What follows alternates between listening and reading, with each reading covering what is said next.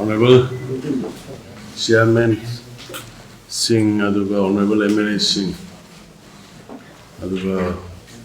media ki chileno, main puna ma yahan bada saram nojari.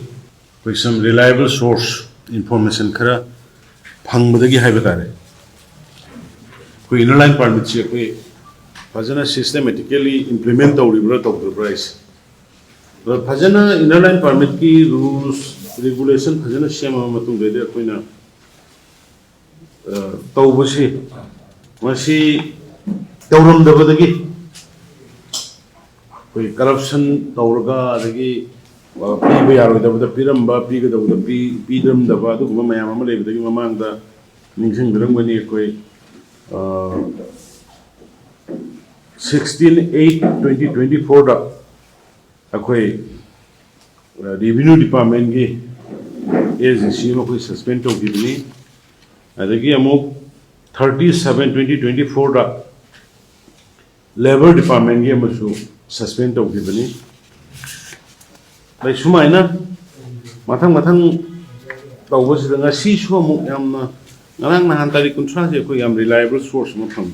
Bangladeshi oini hena chingnaba khara ekoi keno da mayang imphal da bakery sabagi kampham khara da sumaina wak toroga leire dukan toroga leire na pau phangode ke koi home department ki makha da koi instruction toroga da police ki special team toroga check to hon bani madu ki check to budu da ekoi keno simi kunga ma toru se koi bakery sabagi ne toroga keno si pair ga leiramba koi ILP card pass si pair kari no do di koi na bakery sabagi di koi gi keno gi rules do yaw de ri koi gi inner line permit ki rules da workers yawi workers karam bano har kanda government ki project sing da or company ki project sing government ki project sing madudai da construction worker hai adu madu moina somda adu su construction worker si su those permanent citizen of Manipur permanent residents of Manipur ki duna sponsor toroga tawda boy yam fajan detail iri bane ina hairu si moi tawra kan mioi kun ga mapan da tawra mapan si manung da koi gi regular permit labor permit lairi regular wena thahung gi changba yaba aduga muk thokiba adugu masu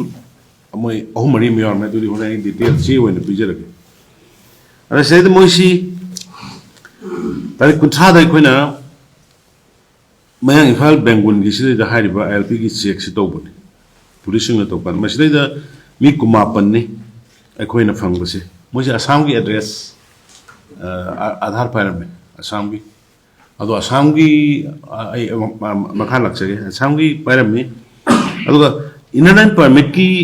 permit 2019 gi matung inadi mayam masu hena kangi labor permit si is issued for a specific period of time or to a group of laborers or individual labor brought by any contractor or firm or company or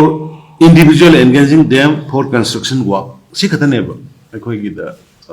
chanaris ado sigi wang mada tawramba hai batare tawramba da ge koi thigala matung ge da moisi koi officer ma lana section dana masi tawramba gi officer ma koi revenue department ki agency ni suspend tawre aduga hana tawgi badune si ngasi tawrisne tawkana koi departmental inquiry fajana tawkana moi gi chapchaba maramdi action lokot kani maramdi kaino da amma soiba yade be koi amma soiba da ne ngasi koina thenari ba mayams mamang nong gi mailing da mani nong dai ni ba club amuk changa gi si tawre bis laibak si sasan je koi aduna ne na koi sincerity elected members in marak da koi unity matakar lai अदे government official सिंगी मरक से कोई sincerity हम खतर काले ownership यावना थबक तब ओ लेबाक से कोई गिनी कोई लंदम से लेबिरिबा मैतै खंगदे मैतै पांगल खंगदे अदगी थादौ खंगदे पाइती खंगदे तांखुल खंगदे माओ खंगदे माराम खंगदे जेलेरों खंगदे अखोई की लमनी अदुना अखोई से ओनरशिप अमा अखोई मपुनी कनाना मितोमना मरने अखोई चिकरी गिनो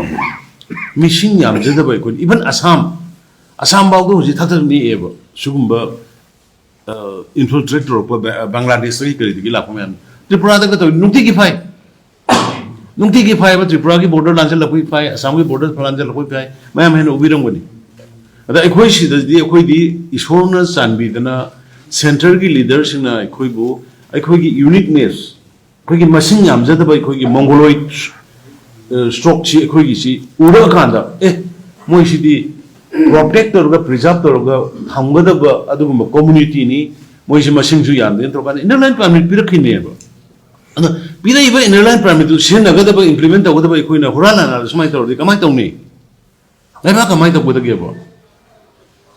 अदा सिदैदा अखोइगी इलेक्टेड मेंबर सिंगसु वारो बिनो लेबा की हुजि कोइरबा समस्या सिदा अखोइ कंसंट्रेट तौमिनासि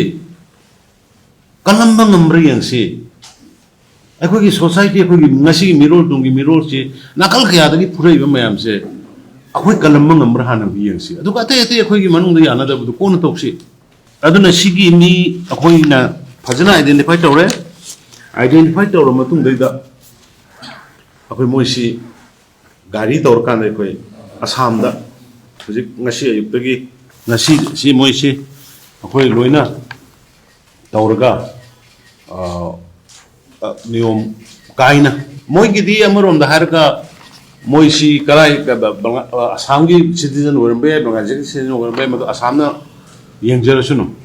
अखोई की दी अखोई सैदा अखोई की परमिट पिरमि बुसु लाले अदुगा मदुगी मोई की दे थोयोंना बो मरान बु लेरम जे हरिबको अदुबु रूल्स ना नोम से यादा मिना मोई दे अखोई थिंतोगा ngasi अथेंबदा जिरिबाम यौगनी अदुगा असम की सिलचर की पुलिसिंग दा सिनरगा मोगी वेयर अबाउट मोई असम गवर्नमेंट कोई हैंड ओवर टाउन अदु सर्विस से कोइसु सस्पेंड तबगा इसे कोइसु नुंगाइ दे कराइ नुंगाइ दे बट नंगमा अयमा मांगबदगी दी लेबा कलम बने हेना लुइयबो जाति कलम बने हेना लुइयबो अदु अयमा मांगजगिसनो नंगमा मांगजगिसनो अदुगा लेबा की जाति की कन्नना बदे कोइ तौरम द यादे कांगलोप अमा खतकी मणिपुर नते कोई मणिपुर से कांगलोप कुंथ्रा ग मरी बंगान कोई पुन लेमिनबनी लेमिनरैनी लेमिनदोइनी अदु सैदा कोई लेमिनरिबा कोई खरा मैहुरोंदगी लेरबा कोई सिंगी कितंग सिंसियर ओइनसी